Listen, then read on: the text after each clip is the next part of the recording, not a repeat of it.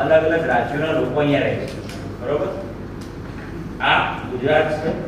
ગુજરાત સેવા, સુરક્ષા અને શાંતિથી ભરેલું છે અને ગુજરાતમાં આ રીતે પ્રોસેસન થશે.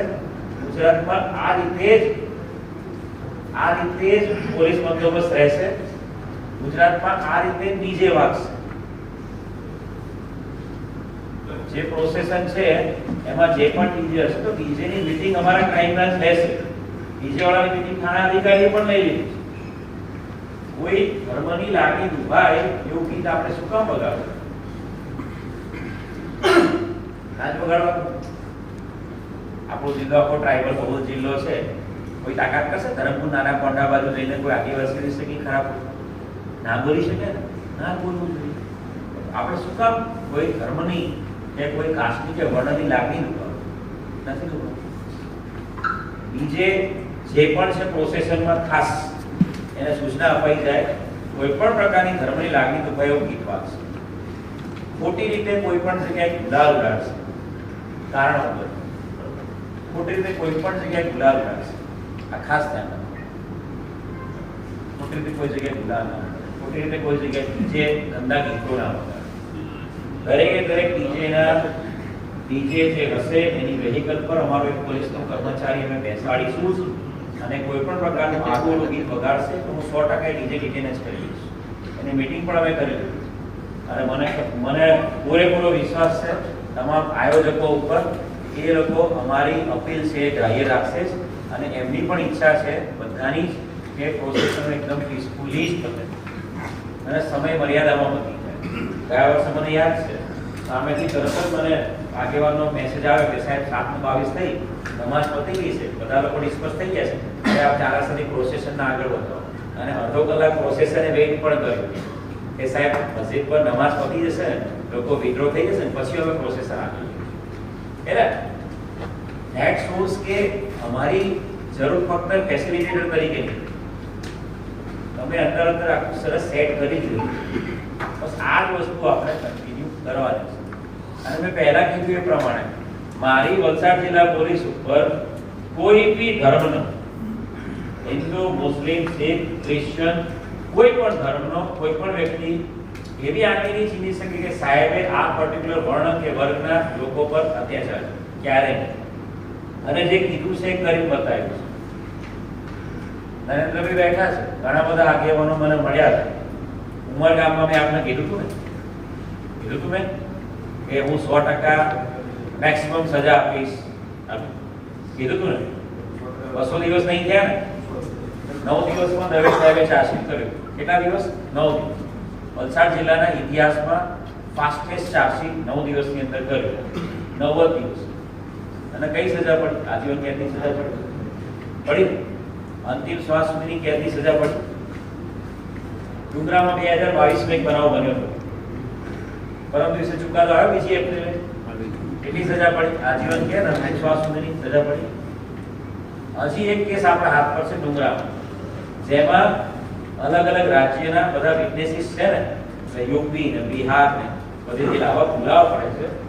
મયુર પટેલ સાહેબની કાલે જુબાની પડી. હું તમને ગેરંટી આપું છું 1 મહિનાની અંદર એપ્રિલ મહિનો મે 15 નહીં થવા દો, એમાં આપણે 100% કાં તો ફાંસીની કાં તો અંતિમ શ્વાસ સુધીની સજા.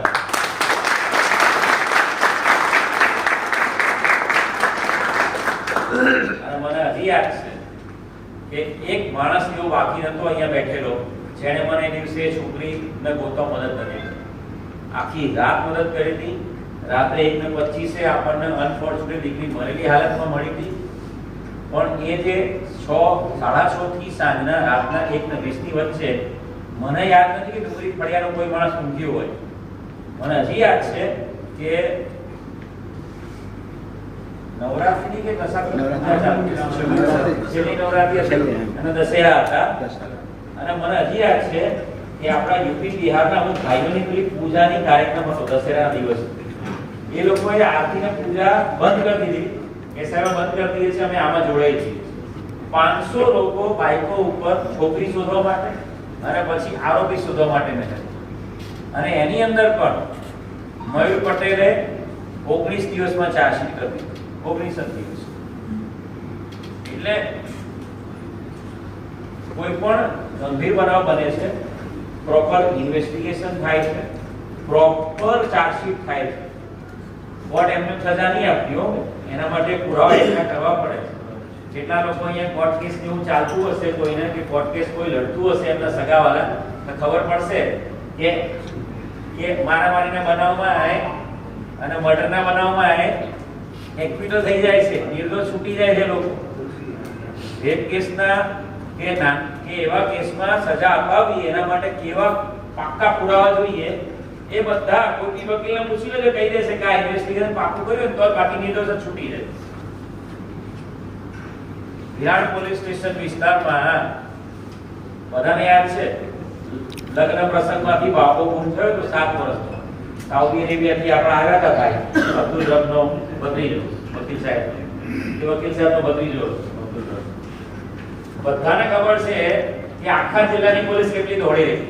મને કે દવે સાહેબને કે ઉત્સવને કે કેતનને કે મયુરને કે શૈલેષને કે રોહિતને બધા આપણે નેશનલ હાઈવે પર દોડતા જોયા હશે તમે લોકો. દોડતા હતા ને અમે લોકો, દોડતા હતા. અને ઉપરવાળાની જે આશીર્વાદ, ઉપરવાળાની જે પેલું કહે ને કે ઉપરવાળાના 4 હાથ હતા બાળક ઉપર, કે 37 કલાક પછી છોકરો ઝાડીઓમાંથી જીવતો મળી ગયો દીકરો. અને ગીતાનગર, ઇમરાનનગર, ડુંગરી ફળિયા, અમને જ્યાં જ્યાં એવું લાગ્યું કે આ છોકરો આ વિસ્તારમાં ક્યાંક સંતાડેલો, બધી જગ્યાએ આખી રાત સર્ચ કરી. કોઈ એવું વ્યક્તિ નહીં કહે કે અમે મહેનત નહોતી કરી. છે કોઈ એવું કહેનારું કે અમે દોડ્યા નહોતા? સતત 72 કલાક સુધી અમે લોકો રોડ પરનો રોડ પર હતા. વિરાટથી વાપીથી વિરાટ આખો હાઈવે થરલી સર્ચ કર્યો અને છોકરો જીવતો મળી ગયો. બરાબર જીવતો છે